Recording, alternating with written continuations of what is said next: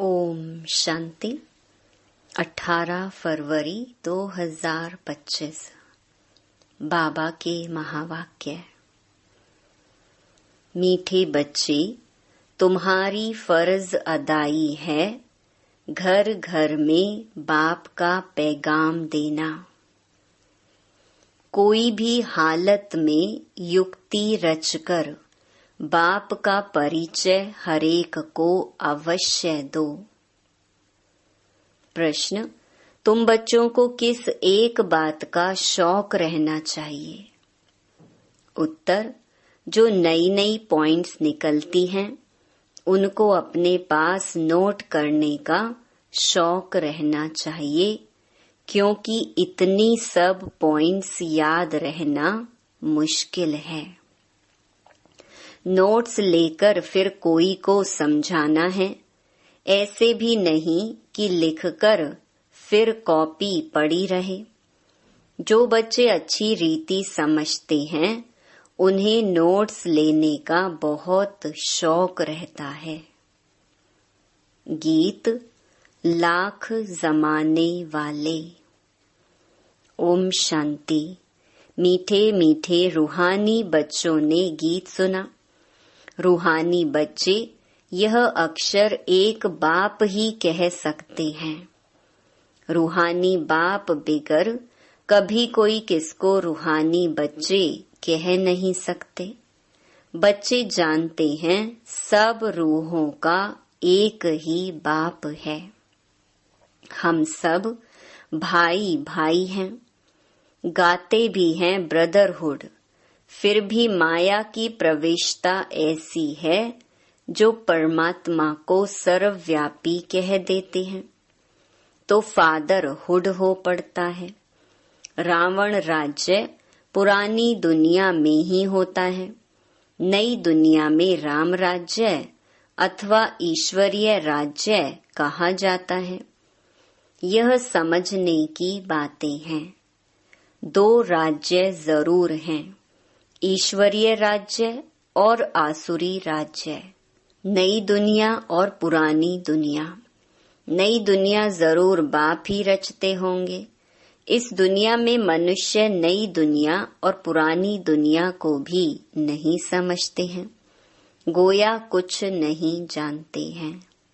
तुम भी कुछ नहीं जानते थे, बेसमझ थे।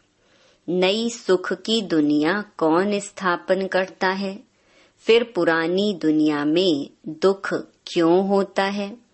स्वर्ग से नरक कैसे बनता है? यह किसको भी पता नहीं है। इन बातों को तो मनुष्य ही जानेंगे ना। देवताओं के चित्र भी हैं तो जरूर आदि सनातन देवी देवताओं का राज्य था। इस समय नहीं है। यह है प्रजा का प्रजा पर राज्य। बाप भारत में ही आते हैं। मनुष्यों को यह पता नहीं है कि शिव बाबा भारत में आकर क्या करते हैं। अपने धर्म को ही भूल गए हैं। तुमको अब परिचय देना है त्रिमूर्ति और शिव बाप का। ब्रह्मा देवता, विष्णु देवता, शंकर देवता कहा जाता है। फिर कहते हैं शिव परमात्माय नमः। तो तुम बच्चों को त्रिमूर्ति शिव का ही परिचय देना है। ऐसी ऐसी सर्विस करनी है। कोई भी हालत में बाप का परिचय सबको मिले तो बाप से वर्षा ले लेवे।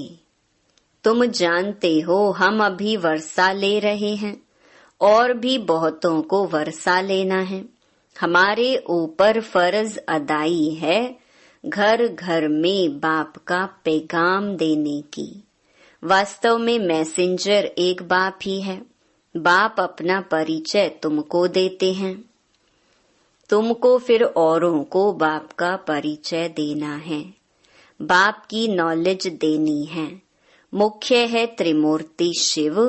इनका ही कोट ऑफ आर्म्स भी बनाया है। गवर्नमेंट इनका यथार्थ अर्थ नहीं समझती है।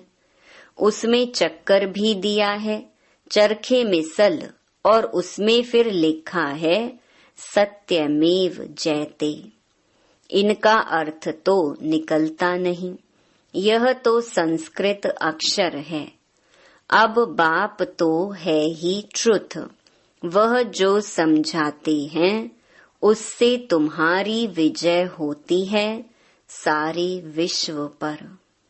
बाप कहते हैं मैं सच कहता हूँ, तुम इस पढ़ाई से सच सच नारायण बन सकते हो। वो लोग क्या क्या अर्थ निकालते हैं वह भी उनसे पूछना चाहिए। बाबा तो अनेक प्रकार से समझाते हैं। जहाँ जहाँ मेला लगता है वहाँ नदियों पर भी जाकर समझाओ। पतित पावन गंगा तो हो नहीं सकती। नदियाँ सागर से निकली हैं, वह है पानी का सागर। उनसे पानी की नदियाँ निकलती हैं। ज्ञान सागर से ज्ञान की नदियाँ निकलेंगी। तुम माताओं में अब ज्ञान है। गौ मुख पर जाते हैं, उनके मुख से पानी निकलता है। समझते हैं यह गंगा का जल है।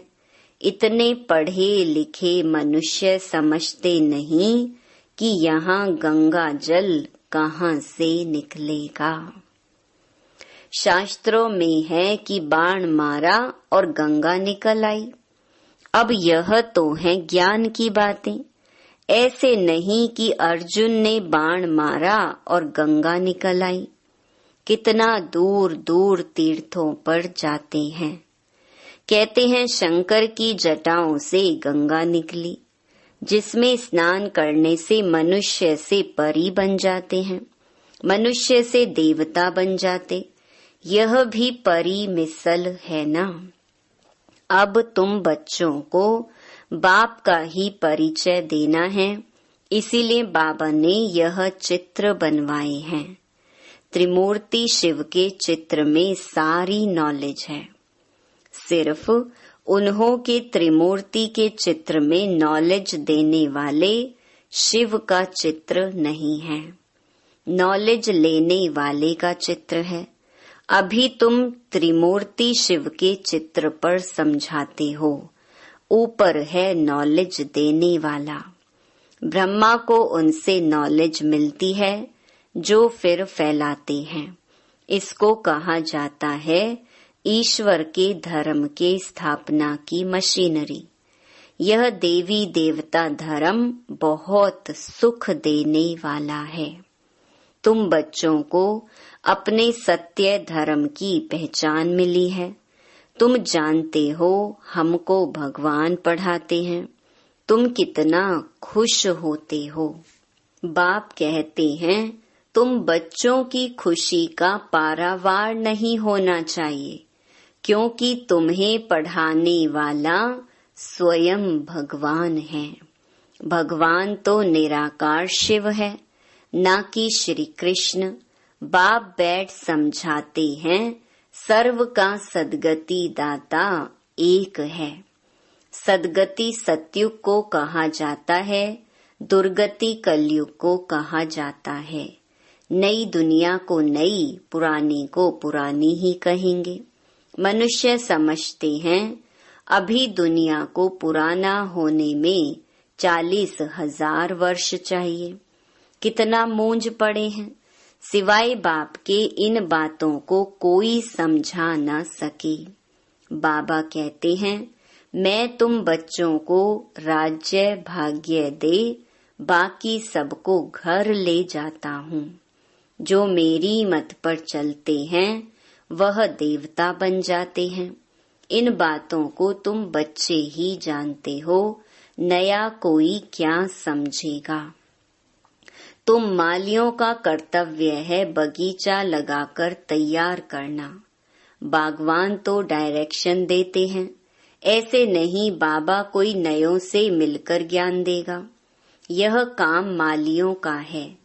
समझो बाबा कलकत्ते में जाए तो बच्चे समझेंगे हम अपने ऑफिसर को, फलाने मित्र को बाबा के पास ले जाएं।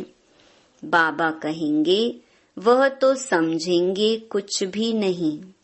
जैसे बुद्धू को सामने ले आकर बिठाएंगे, इसीलिए बाबा कहते हैं नए को कभी बाबा के सामने लेकर ना आओ। यह तो तुम मालियों का काम है, ना कि बागवान का। माली का काम है बगीचे को लगाना। बाप तो डायरेक्शन देते हैं, ऐसे ऐसे करो। इसीलिए बाबा कभी नए से मिलता नहीं है। परंतु कहाँ मेहमान होकर घर में आते हैं तो कहते हैं दर्शन करें। आप हमको क्यों नहीं मिलने देते हो? शंकराचार्य आदि पास कितने जाते हैं। आजकल शंकराचार्य का बड़ा मर्तबा है। पढ़े लिखे हैं, फिर भी जन्म तो विकार से ही लेते हैं ना। ट्रस्टी लोग गद्दी पर कोई को भी बिठा देते हैं। सबकी मत अपनी अपनी है। बाप खुद आकर बच्चों को अपना परिचय देते हैं कि मैं कल्प कल्प इस पुराने तन में आता हूँ। यह भी अपने जन्मों को नहीं जानते हैं। शास्त्रों में तो कल्प की आयु ही लाखों वर्ष लगा दी है। मनुष्य तो इतने जन्म ले नहीं सकते हैं। फिर जानवर आदि की भी योनियां मिलाकर 84 लाख बना दी हैं। मनुष्य तो जो सुनते हैं सब सत सत करते रहते हैं। शास्त्रों में तो सब हैं भक्ति मार्ग की बातें। कलकत्ते में देवियों की बहुत शोभावान सुंदर मूर्तियां बनाते हैं, सजाते हैं, फिर उनको डुबो देते हैं। यह भी गुड़ियों की पूजा करने वाले बेबीज ही ठहरे, बिल्कुल इनोसेंट। तुम जानते हो यह है नरक। स्वर्ग में तो अथाह सुख थे। अभी भी कोई मरता है तो कहते हैं फलाना स्वर्ग पधारा। तो जरूर कोई समय स्वर्ग था, अब नहीं है। नरक के बाद फिर जरूर स्वर्ग आएगा। इन बातों को भी तुम जानते हो, मनुष्य तो रिंचक भी नहीं जानते। तो नया कोई बाबा के सामने बैठ क्या करेंगे?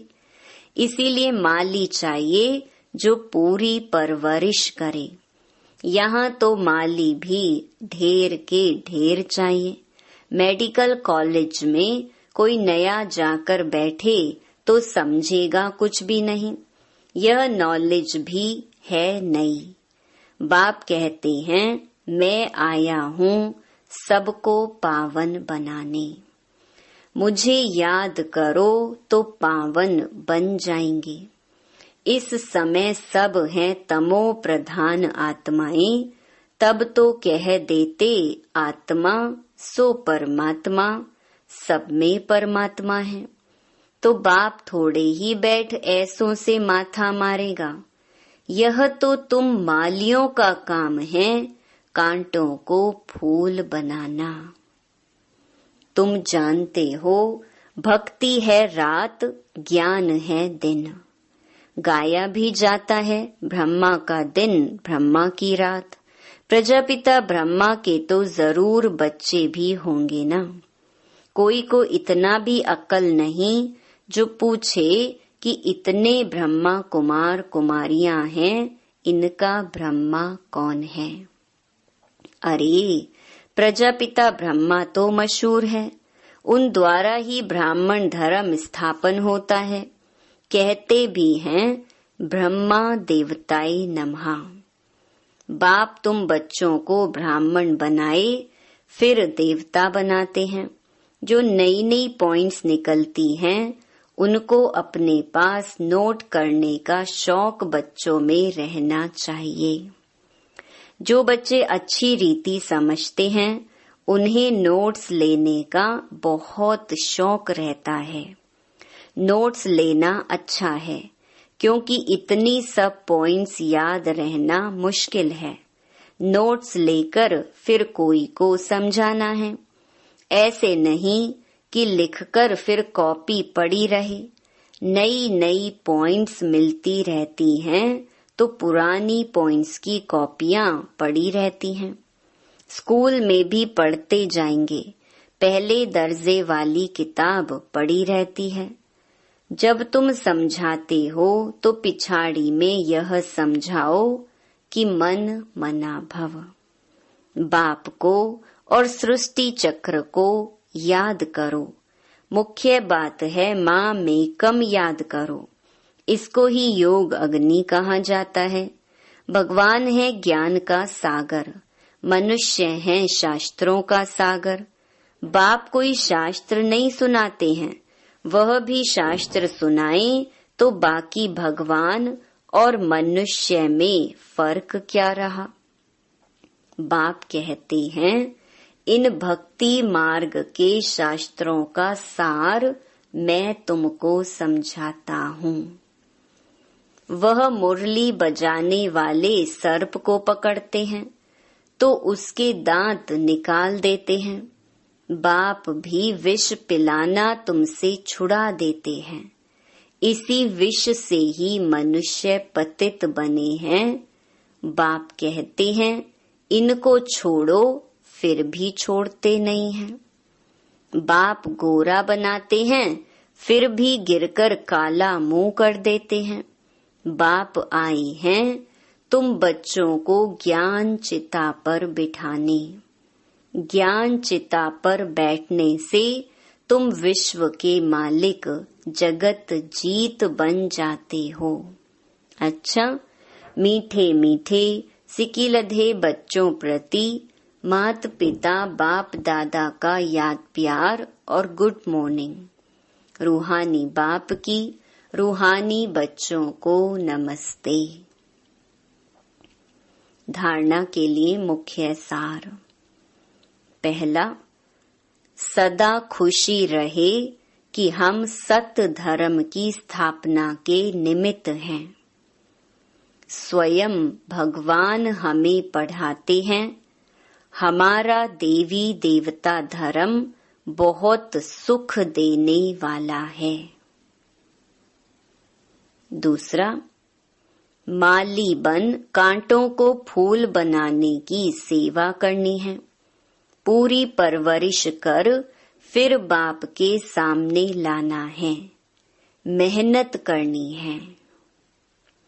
वरदान, पुरानी देह और दुनिया को भूलने वाले बाप दादा के दिल तख्त नशीन भव। संगम युगी श्रेष्ठ आत्माओं का स्थान है ही बाप दादा का दिल तख्त। ऐसा तख्त सारे कल्प में नहीं मिल सकता।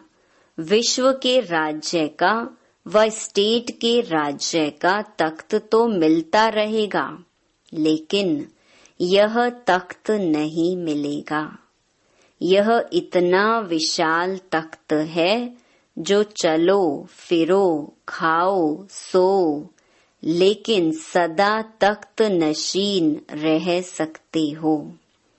जो बच्चे सदा बाप दादा के दिल तख्त नशीन रहते हैं, वे इस पुरानी देह व देह की दुनिया से विस्मृत रहते हैं। इसे देखते हुए भी नहीं देखते। स्लोगन, हद के नाम मान शान के पीछे दौड़ लगाना, अर्थात परछाई के पीछे पड़ना।